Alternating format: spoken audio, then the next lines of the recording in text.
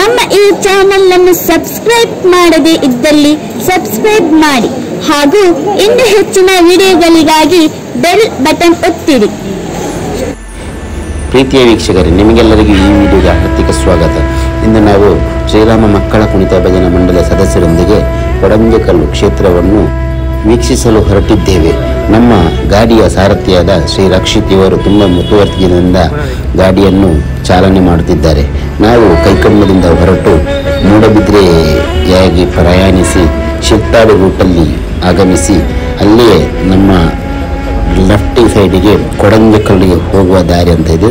ಅಲ್ಲಿ ನಮ್ಮ ಗಾಡಿಯನ್ನು ತಿರುಗಿಸಿ ನಾವು ಶ್ರೀ ಕ್ಷೇತ್ರ ಭಕ್ತ ಮಾರ್ಕಂಡ ತಪೋಭೂಮಿ ಶ್ರೀ ಶ್ರೀ ಶ್ರೀ ಶಾರದಾದಾಸ್ ಸ್ವಾಮೀಜಿ ಸಿದ್ಧಾಶ್ರಮ ಕೊಡಂಜಕಲ್ಲು ಇಲ್ಲಿಗೆ ನಮ್ಮ ಪ್ರಯಾಣವನ್ನು ಆರಂಭಿಸಿದ್ದೇವೆ.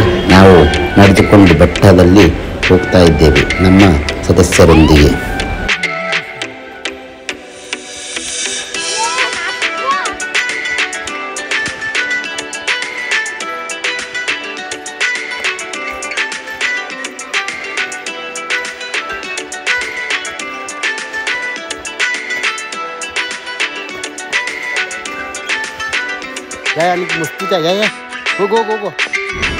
ಪ್ರಕೃತಿಯ ಸುಂದರ ಮಡಲಿನಲ್ಲಿ ಶ್ರೀ ಕ್ಷೇತ್ರ ಭಕ್ತ ಮಾರ್ಕಂಡೇಯ ತಪೋಭೂಮಿ ಶ್ರೀ ಶ್ರೀ ಶ್ರೀ ಶಾರದಾದಾಸ್ ಸ್ವಾಮೀಜಿಯವರ ಸಿದ್ಧಾಶ್ರಮ ತಲೆ ಎತ್ತಿ ನಿಂತಿದೆ.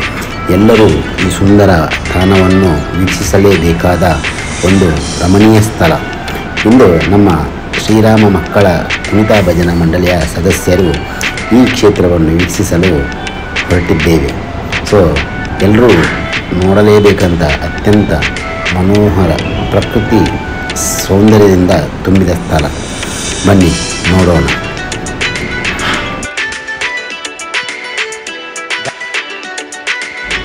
ನಾವು ಸುಮಾರು 2 ಕಿಲೋಮೀಟರ್ ದೂರ ಪ್ರಯಾಣವನ್ನು ಬೆಟ್ಟ ಹತ್ತಿ ಬರ್ತಾ ಇದ್ದೇವೆ. ಕೆಲವರಿಗೆ ಆಲ್ರೆಡಿ ಇವಾಗ ತುಂಬ ಸುಸ್ತಾಗಿದೆ. ಸೊ ನೋಡೋಣ ಮುಂದಕ್ಕೆ.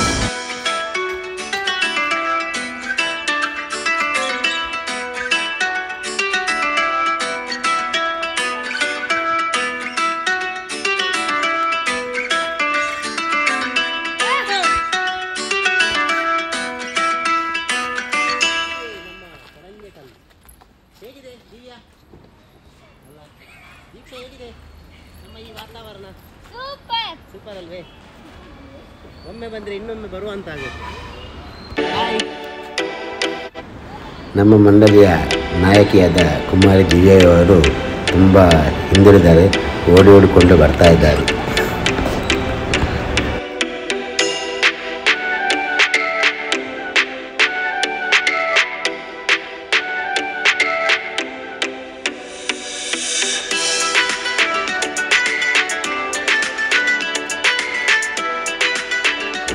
ಅಂತೂ ನಾವು ನಡೆದು ತುಂಬ ದೇವಸ್ಥಾನದ ಹತ್ತಿರ ಬರ್ತಾ ಇದ್ದೇವೆ.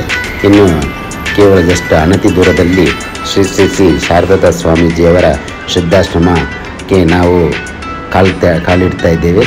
ಆಲ್ರೆಡಿ ನಮ್ಮ ಸದಸ್ಯರು ಅಲ್ಲಿ ಹೋಗಿ ಮುಟ್ಟಿದ್ದಾರೆ. ನೋಡೋಣ ನಮ್ಮ ಇಲ್ಲಿಯ ಸ್ವಾಮೀಜಿಯ ಆಶ್ರಮ ಹಾಗೂ ದೇವಸ್ಥಾನವನ್ನು.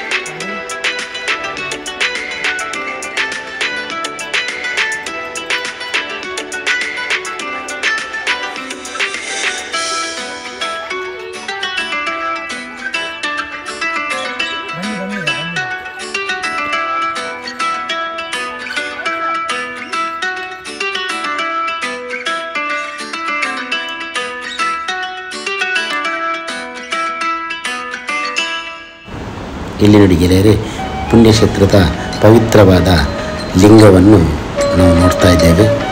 ಇದು ತುಂಬ ಪುರಾತನ ಲಿಂಗವಾಗಿದ್ದು ಈ ದೇವಸ್ಥಾನದ ಬಾಹ್ಯ ಸೊಬಗನ್ನು ನಾವು ವೀಕ್ಷಣೆ ಮಾಡ್ತಾ ಇದ್ದೇವೆ.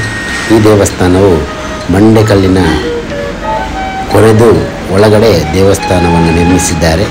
ಇದು ಈ ಪುಣ್ಯಕ್ಷೇತ್ರದಲ್ಲಿ 10 ಪವಿತ್ರವಾದ ಸಮಾಧಿಗಳಿವೆ.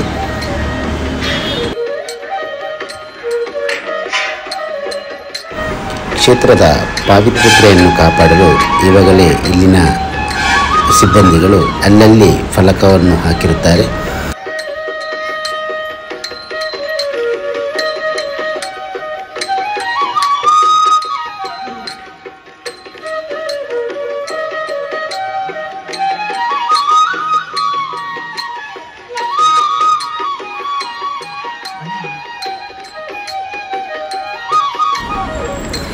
ಇಲ್ಲಿ ನಾವು ಇವಾಗ ವೀಕ್ಷಣೆ ಮಾಡ್ಬೋದು ಶ್ರೀ ಶ್ರೀ ಕೇಶವದಾಸ ಸ್ವಾಮೀಜಿಯವರ ಸಮಾಧಿ, ಹಾಗೆಯೇ ಶ್ರೀ ಶ್ರೀ ಶ್ರೀ ಶಾರದಾದಾಸ ಸ್ವಾಮೀಜಿಯವರ ಜೀವಂತ ಸಮಾಧಿಯನ್ನು ಸಹ ನಾವು ಇಲ್ಲಿ ವೀಕ್ಷಣೆ ಮಾಡ್ತಾ ಇದ್ದೇವೆ.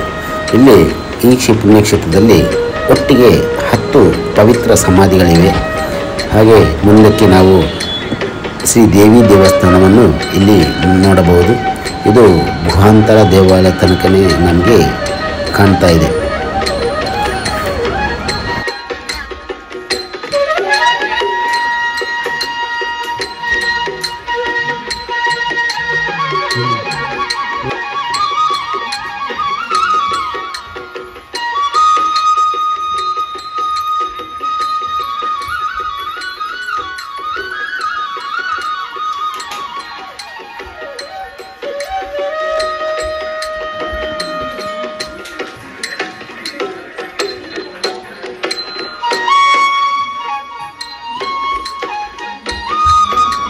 ನಾವಿವಾಗ ಶ್ರೀ ವನದುರ್ಗಾ ದೇವಿಯ ದರ್ಶನವನ್ನು ಮಾಡಿಕೊಂಡು ಅತ್ತಗಡೆ ಧ್ಯಾನಪೀಠವನ್ನು ಸಹ ನೋಡುತ್ತಾ ಮುಂದುವರಿತಾ ಇದ್ದೇವೆ.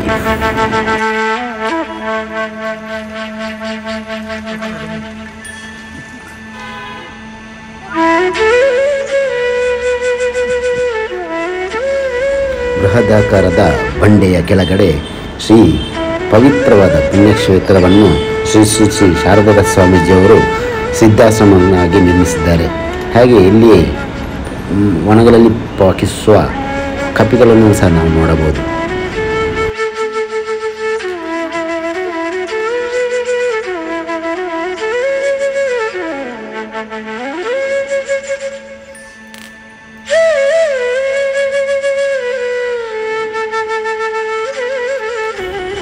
ಸುಂದರವಾದ ಪ್ರಕೃತಿಯ ಮಡಿಲಲ್ಲಿ ನಾವೆಂದು ವಿಹರಿಸ್ತಾ ಇದ್ದೇವೆ. ಸ್ವಚ್ಛ ಗಾಳಿ, ಸ್ವಚ್ಛ ನೀರು, ಹಾಗೆಯೇ ಪ್ರಕೃತಿಯಲ್ಲಿ ವಾಸಿಸುವ ವಿವಿಧ ಪ್ರಾಣಿಗಳ ಜೊತೆಗೆ ಎಂದು ನಾವು ಸಮಯವನ್ನು ಕಳೀತಾ ಇದ್ದೇವೆ. ಇಲ್ಲಿ ನಾವು ಪುಣ್ಯಕ್ಷೇತ್ರದ ಫಲಕವನ್ನು ವೀಕ್ಷಣೆ ಮಾಡ್ತಾ ಇದ್ದೇವೆ. ಮುಂದಕ್ಕೆ ನಾವು ಮತ್ತೆ ನಮ್ಮ ಬಾಹ್ಯ ಪುಣ್ಯಕ್ಷೇತ್ರದ ಬಾಹ್ಯ ಸೌಂದರ್ಯವನ್ನು ನೋಡುತ್ತಾ ಮುಂದಕ್ಕೆ ನಾವು ಇನ್ನು ಮುಂದಕ್ಕೆ ಬೆಟ್ಟವನ್ನು ಹತ್ತುತ್ತಾ ಮುಂದಕ್ಕೆ ಸಾಗಿದೆವು.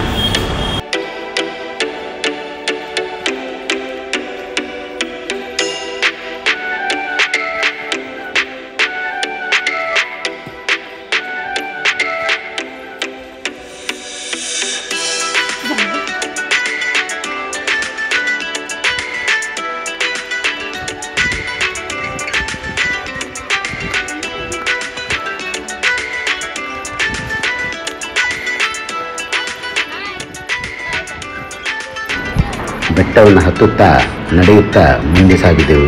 ಪ್ರಕೃತಿಯ ಸುಂದರ ದೃಶ್ಯಗಳನ್ನು ವೀಕ್ಷಿಸುತ್ತಾ ನಮ್ಮ ಸದಸ್ಯರು ಸಹ ದೃಶ್ಯಗಳನ್ನು ವೀಕ್ಷಿಸುತ್ತಾ ಆನಂದ ಖುಷಿ ಪಡುತ್ತಾ ಇದ್ದಾರೆ. ನಮ್ಮ ಮಂಡಳಿಯ ಸದಸ್ಯರೊಂದಿಗೆ ಆ ಬೆಟ್ಟದ ತುದಿಯಲ್ಲಿ ಹಲವಾರು ಫೋಟೋಗಳನ್ನು ತೆಗೆದು ಸಂಭ್ರಮಿಸಿದೆವು. ಹಾಗೂ ವೀಕ್ಷಣೆ ಈ ಪ್ರಕೃತಿಯ ಸೌಂದರ್ಯವನ್ನು ವರ್ಣಿಸಲು ನಮ್ಮ ಮಾತೇ ಸಾಕಾಗುತ್ತಿಲ್ಲ. ಈ ಪ್ರಕೃತಿಯ ಸುಂದರ ನಡುವೆ ಇಂದಿನ ಸಮಯವನ್ನು ತುಂಬ ಆನಂದವಾಗಿ ಕಳೆದೆವು.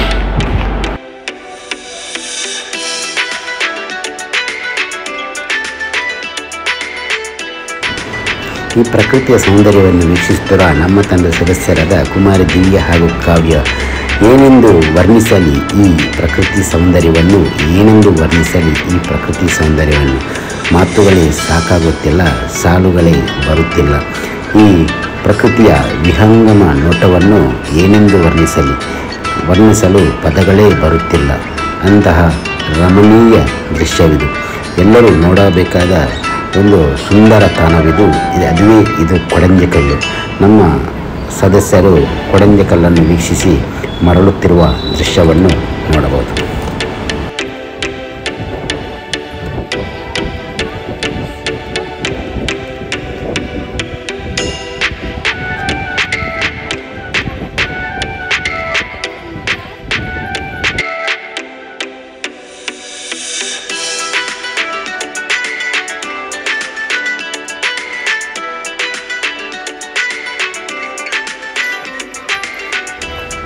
ಆವಾಗ ಹೋಗುವಾಗ ಬೆಟ್ಟವನ್ನು ಹತ್ತುಕೊಂಡೇ ಹೋಗಿದ್ದೆವು. ಇವಾಗ ಬೆಟ್ಟವನ್ನು ಇಳಿಯುತ್ತಾ ಬರುತ್ತಾ ಇದ್ದೇವೆ ಸುಂದರವಾದ ಪ್ರಕೃತಿಯ ಮಡಿಲಿನಲ್ಲಿ.